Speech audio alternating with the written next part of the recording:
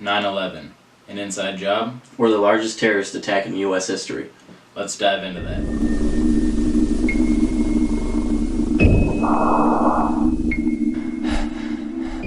So before we get into 9/11, we want to make it clear that we are in no way, shape, or form making fun of this disaster that happened in American history. Our hearts go out to everyone who lost their lives in it, and we respect and give our condolences to all the first responders who were there to help out on the scene.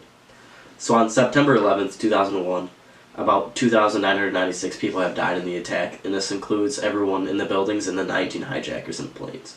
Although it is a devastating terrorist attack, a lot of people believe that the Bush administration rather was involved in the terrorist attacks, or they knew about the information and didn't act upon it to cause a false flag operation to invade Iraq and Afghanistan. At first, I didn't really believe in any of this 9/11 conspiracy theory stuff. It just kind of seemed like, why would somebody make that up? I mean, a lot of people died. It's a huge part of our history. But then there's some surprising details that you have to ask the question. And one of the biggest ones for me is jet fuel does not burn steel beams argument. Well, I personally don't believe 9/11 was an inside job. And the thing about the steel beams is when the planes hit the building, the beams did not melt despite what anyone says. What happened was they got weakened by the fire, and what happened is instead of melting, instead of the beams going straight across, they started to cave in, and that's pulling the building inwards. And so once it pulled too far in, the end posts on the sides, they just snapped, which basically caused the collapse of the buildings. The next topic we're going to go over is the controlled demolitions.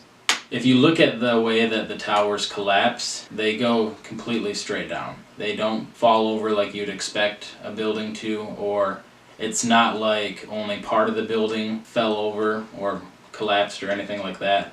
The whole building just went completely in. And if you look at these pictures, right before the planes make contact with the buildings, you can see what look like controlled detonations already starting to explode. Because there's been planes that hit buildings all over the world, and they don't do the same thing that happened to the World Trade Centers. So with the buildings, the way how they collapse, from what I've seen and heard about it, is it's the way the building was built, and then it also has to do with how the plane hit the building. So everybody knows that the trade centers got hit by planes, but a very important aspect of the 9/11 terrorist attacks was a plane also hit the Pentagon. As a prior member of the military, I've seen a lot of damage that can be done through missiles, and the Pentagon did not look like it got hit by a plane. The plane that hit the Pentagon was 125 foot long, but the initial hole that was at the Pentagon was only 16 feet wide, and later more of the building would collapse to create a wider hole, but a plane doesn't cause a 16-foot long hole in it. A missile would. With the fact that there was no plane debris found at the Pentagon, that begs the question, what actually hit the Pentagon? So the Pentagon is one of the things that I can't really dispute that much. I haven't seen too much about it. And I know they talk about footage on one of the guard towers aiming at the building. Turns out there were two cameras pointing towards it, and it looks like in the second camera building that they discovered, one of the photos had been edited. And I guess the reason they came up with this conclusion was when you look at the photos, they're in sync when they're taking pictures.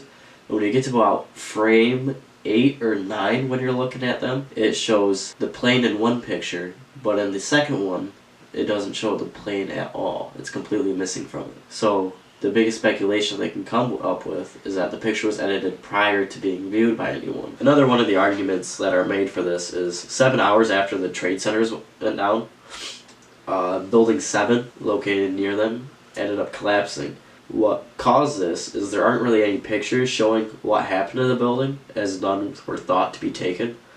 But there were fires going on from inside the building, along with damage done from the debris falling from the trade centers. Now, the building could normally withstand these factors alone, but because of the way it was designed, these two combined forces, the fire and the damage, caused the building to collapse. When I first saw the conspiracy theories about Building 7, I was completely on board with it. There was no way in my mind that a building that was separate from the World Trade Centers was going to collapse due to the same reason that the World Trade Centers did. A plane crashed into it.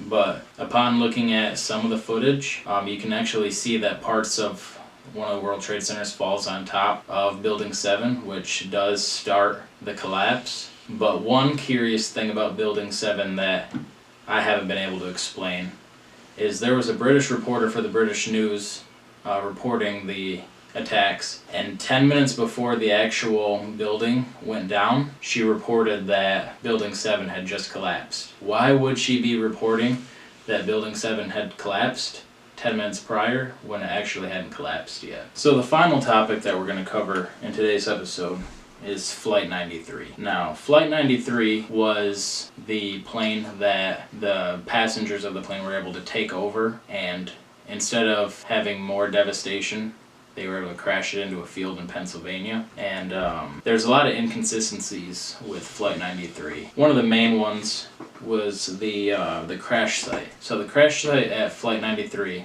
there doesn't seem to be a whole lot of debris and wreckage from the crash, but in a 10-mile radius around the crash site, you find all the debris that you'd expect to find at the crash site. Now, that just doesn't make sense, because if that plane was to crash, the momentum from the crash, the impact would not send debris 10 miles around in a circle. But what would cause debris to be 10 miles away from the crash site would be if the plane was actually shot down. And there was an engine found miles away, and it was in the direction that the plane was heading, so it does make sense on how that would get there at the speed that they were going as they were going down. But I do know that something unexplained was going on, and that was phone calls coming from the plane, and a lot of people were calling their family and friends. And I guess the weirdest thing about it was a lot of people, when they call them, they'd say, hey, this is, or they'll say, hey Bob, this is Fred, whatever. And the weird thing about it is, why would you have to say your first and last name? But I don't think the technology was around during that time to be able to make a phone call from the plane. I agree with that completely. You have to remember this is also 2001, with your most advanced cell phones were flip phones at the time. And I don't know how many of you guys fly, but even in today's day, you can't get good cell phone signal when you're flying. I know I can't. So if in 2018 we're not able to get cell phone signal when we're flying, how were these people getting cell phone signal in 2001 to call their families? It just doesn't make sense to me. Alright, so those are some of the popular conspiracy theories about 9/11 that we're covering today. There are a lot more that we didn't cover, and if you'd like us to do a future episode on that, let us know in the comments below some of the theories that you would like us to bring up that we missed from our 9/11 coverage. If you enjoyed this video, make sure you leave a like and then comment something below, whether you are agreeing that 9/11 was an inside job or if it's just a giant conspiracy theory. And then make sure you subscribe and hit that notification bell so that way you're notified when we get new videos released. If you'd like to further support the channel, we have a merch store that I'll drop a link below. And with it being the holiday season, half of the proceeds from merch sales are going to a charity called The Last Day Dog Rescue. And this is going to provide dogs with food, blankets, toys, and also give them a fighting chance to get those adoptions that they normally wouldn't get. So if you'd like to help us or help the dogs, please check out the merch store, and have a wonderful day.